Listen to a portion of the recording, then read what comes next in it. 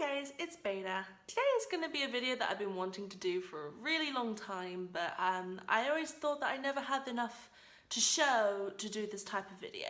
I'm the type of person who uses things to the brink of death. I use things until they are broken or they're about to be broken. So in reality, for a long time, I thought I don't have enough to show for this type of video. So I finally just decided to do it, and if there isn't a lot here, I do apologise, but I am a simplicitist. I just do things very simply, so I still hope this video helps someone, at least. So today I decided to show what kind of equipment I use for both traditional and digital art. Like I said prior, there isn't a lot to either. But especially in my digital art area, I do use equipment. There's a fly just flew by. I use a lot of digital. Can this fly? Can it just? But yes, I use a lot of digital equipment that a lot of people do argue over which is the better one to use. So I do hope that I can put some insight into whether in reality that type of equipment is good for you, because it definitely is good for me. First of all, let's start with the traditional art thing. It's a type of art that I don't do a lot of. If I had to choose which one I do a lot more of, it would be the digital side. But for the longest time before I did digital, I did a lot of traditional art. Probably about 3 years ago now was when I did traditional art every single day. Things like realism, semi-realism, stuff like that.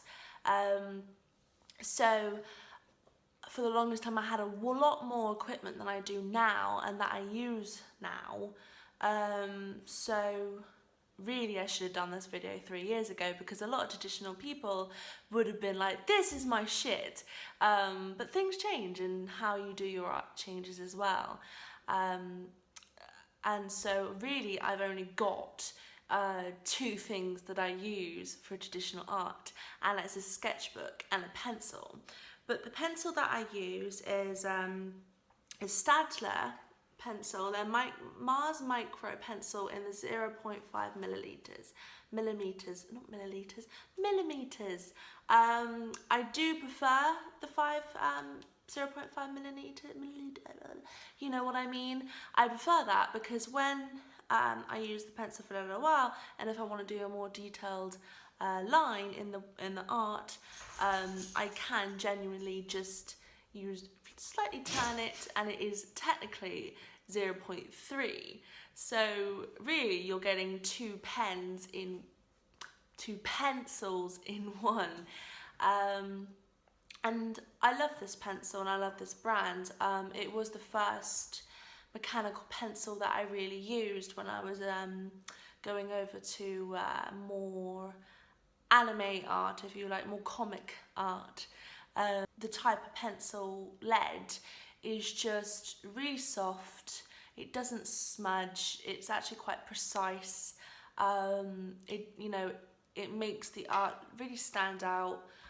When it shades, it's really nice, and genuinely it's a really lovely pencil to control and to use. I especially love it because it's only £4.50.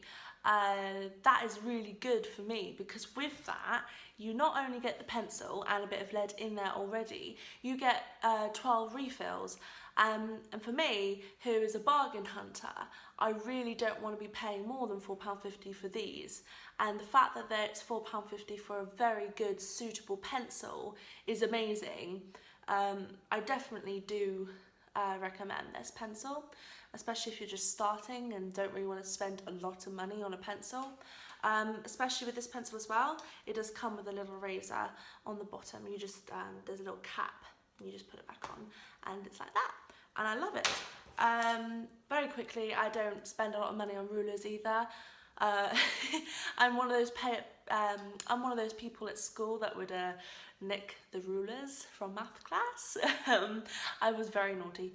I just stole this from math class and I use it if I want to do a really nice straight line, and it just works. I don't see the point in spending a lot of money on a ruler of all things. But yeah, that's what I do to get straight lines. The next thing that I use is the sketchbook. And the sketchbook for me, the longest time ago I would spend a lot of money on. I would spend so much money on this paper. But in the end, I just ended up going to a shop called The Works.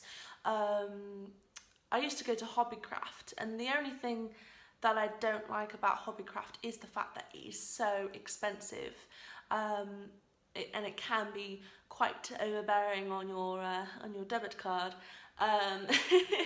So I ended up going to a little shop in my town called The Works, and in The Works they usually do a sketch pad for a couple of £2 and not a lot of money at all.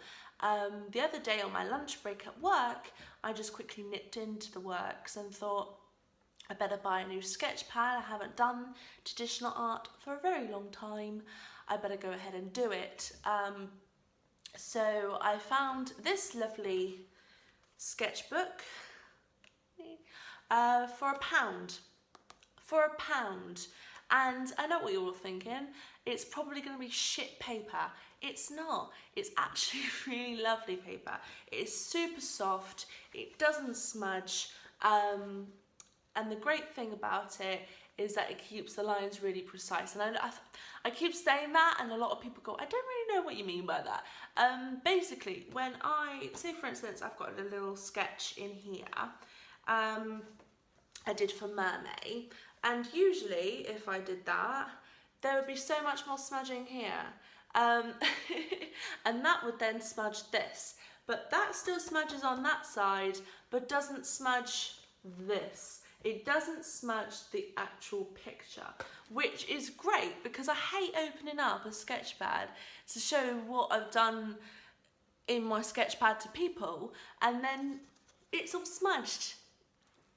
I might buy this sketch pad again if I see it for £1. It's A5, it's by Crawford and Black, and I love it. I love it. I think it's great. I've only done a few sketches inside, but it's amazing. It's cool. I like it. I like it a lot, especially because it's £1. For those who are wondering, the measurements is that it's an A5 sketch pad. It's got 72 sheets inside. It's 130 GSM. And the measurements of the book is 148 by 210 millimeters. It's just right if you just want to bung it in your rucksack for the day and you're on the train or the bus and you just want to sketch. It's great. I love it. That's the only real traditional stuff I do. So actually, it's really good for me. Now on to the type of art that I do a lot more. I do this nearly every single day. I do try to do it every day, but sometimes work makes me sleepy, so I don't end up doing anything. I just go on my laptop all night, and that's not very good. I should still do some art, but I do this a lot more than my traditional art. So I'll cut away to the things that I use, but to start with, I have a MacBook Pro. I got this in 2012. I did a summer job and it did pay lovingly well. And with this, for college, I could buy a laptop. I bought it for £720, I believe, something along those lines. And I love it. I've used it, since 2012 now. And it broke once. In those years, it's broken once. I love my laptop. I think it's cool. I love Mac. Sponsor me. I'm poor. The next thing that I use on my Mac is the software that I use to draw. A lot of people, have arguments about which is better. You know, Clip Studio Paint is a really popular one to use to draw on. Things like Paint Tool Sci for PC is a really good one. But for me, the one that I've found to be the best is just Photoshop. Photoshop to me is the ultimate. It's easy to use, actually, it's not that foreboding. I did think it would be horribly difficult the first time that I used it, just like probably everyone else. But actually it was really easy to get a hang of, and what I love about Photoshop is that there's so many tutorials online, and if I was stuck at all, I could just go online and type in the problem that I had, and they could just easily help me fix it in 2 seconds flat. The also really good thing about Photoshop is that once you learn something, it's actually really difficult to forget what you've just learnt. Everything is set out and laid out lovingly, and I love it. I just think it's amazing and it's so flawless. Now onto the hardware that I use for my art, and that is a tablet. What I ended up getting was a Wacom Cintiq 13 HD. If you don't know what a Cintiq is, it's a very well-known tablet within this company called Wacom, who make tablets for laptops, computers, so that you can draw digitally. My previous tablet was by Wacom, and it's probably one of their cheaper models. Cintiq is considerably more expensive because it is a separate monitor to your computer. You draw on the monitor, basically. Not with pen or anything, you draw it with the Cintiq pen. That I'll just show now. It's a digital pen. It's amazing for those who don't know. It's like drawing on a slightly slipperier surface of paper. It's like that kind of paper that's really expensive and has a slight sheen on it. It's kind of like drawing on that. I was a little bit nervous in using it at first because the Cintiq is about 500 quid plus. I know what you're thinking, like, you complained, Beta, that you have no money. It's probably because you spend all your money on on equipment. Probably, but I had a really good paying job at the time, so I could afford it.